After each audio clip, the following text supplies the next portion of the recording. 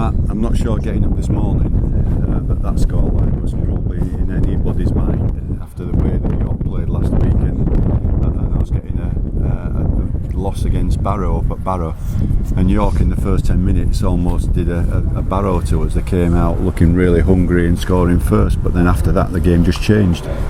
Well, the game didn't start great for us, did it? We didn't field the initial kick-off and put ourselves under pressure, and had a little bit of an issue on our left edge there defensively. Conceded the first try. We knew that York had come out all guns blazing just like Barrow did, but I think the way, although it took us 20 minutes to start to respond last week at Barrow, I think that maybe stood us in good stead for today's game, because we turned the corner pretty early on and got ourselves some good field position, and again had no issue, no problem at all getting away from our line.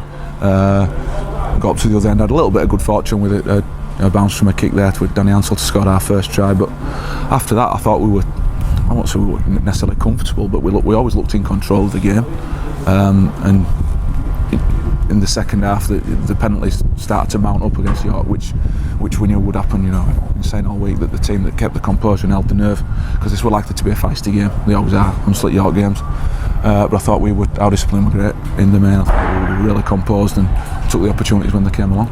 The kicking game in the first half was probably ordinary to say the least, although it was against quite a stiff wind, until Danny Ansell put that chip over and York just left it alone, and Danny followed his own kick up and went in virtually unopposed. And then the game changed. It started to take control and started to kick and control the game, certainly in that second half. Well, obviously with the wind at our back in the second half it is a lot easier, but we knew that we weren't necessarily going to have to kick the ball a long distance, because I'm sure that we've got more or less the best team coming out of yardage in this competition, because we just have no problems getting away from our line at the moment. You know, we've got big blokes in the middle who'll carry it really hard and challenge people, and there are people like Jake Normanton, Callum Casey, Danny Williams on the edges that just are unplayable sometimes. I thought Jake Normanton today were absolutely fantastic, but yeah, we took control of the game after that initial period, and Danny Thomas to a point managed the game really well in that second half. Second half was a bit flat, but it probably always was going to be when you'd gone in 22-4 up at half time, and it was trying to replicate that, and obviously York would have had a firework at half time, yeah. So they were always going to come out, and maybe if goal kicks had gone over for them, because they missed three, if it had been 26-18, then they may have had a bit more fire in the belly, but Hunslet sort of responded each time and managed to get the scoreboard ticking over to really put another nail in the coffin. Yeah, being 20 points up at half time certainly helped, and I think the experience of having that second half over at Keighley, where we had a decent half time margin to defend in the second half, probably again stood us in good stead for today, because the way we managed the game in the second half, we didn't need to score points, we didn't need to throw speculative passes and force anything, because York was there to score the points, and we probably picked up cheap possession because of that. So the way that we managed the game, I was happy with. I know, as a spectator and as someone compared to watch, you probably want to see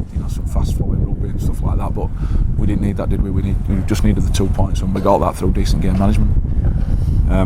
Towards the end there was a few penalties under the post. I think you were shouting down to the bench about taking 2 points, but Jack Lee came up with a 4-point try right at the end that really did finish the game off, didn't it? Well, yeah, when we were getting penalties, when we were 18 points up, I wanted us to take the 2 points, but when you're sort of 14 or 16 up, it doesn't really make that much difference. So we gave them the option. We had the kicking tee ready if they wanted it.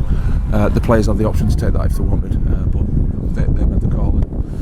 Jack will always score a try like that at some point, where he's always a threat from there and takes some holding. He'd been held up 3 or 4 times before that, as had George as well, so I think the law of averages said he were going to get over at some point. But yeah, the penalties, the home fans weren't really happy with the amount of penalties given against their team, which I understand that they never will be, but you can't stamp on people and thump people and expect the referee to say, oh well, I've just penalised you, so what penalised you for that one? He's got a referee it, as he sees fit, and while I probably didn't think he had a great game, I thought he didn't favour either team, let's put it that way. I thought he gave some poor decisions both ways. Yeah, I mean, he let the game flow, didn't stop it too much, and it kept on going, but and the sending off at the end, it was a bit like a reverse of the fixture here in the league, but it was York that went down to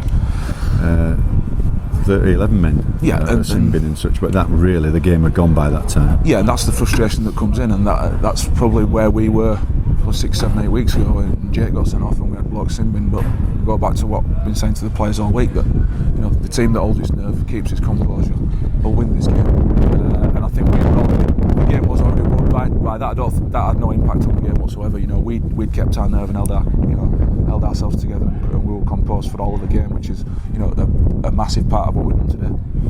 Down to the last 18, 19 fit men. What's it looking like? Because you've got a fortnight off now. Any new knocks today?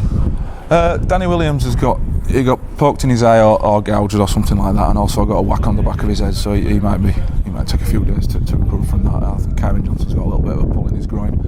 But all being well, we'll have Lewis Reid back available in a couple of weeks. Not sure about Brownie because he could be long term. I'm not sure whether he'll play again this season.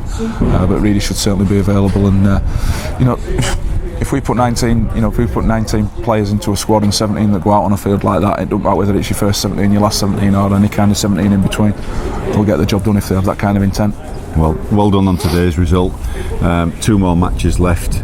It's a big ask still to get into that top 5, but again, the dream is still alive. I would imagine. Yeah, it's still a possibility. While ever there's a possibility, we'll keep going, won't we? We'll keep having a go at it. So till I was into a week's time, and then hopefully go on to Rochdale with something to play for at the end. Okay, thank you very much. Cheers.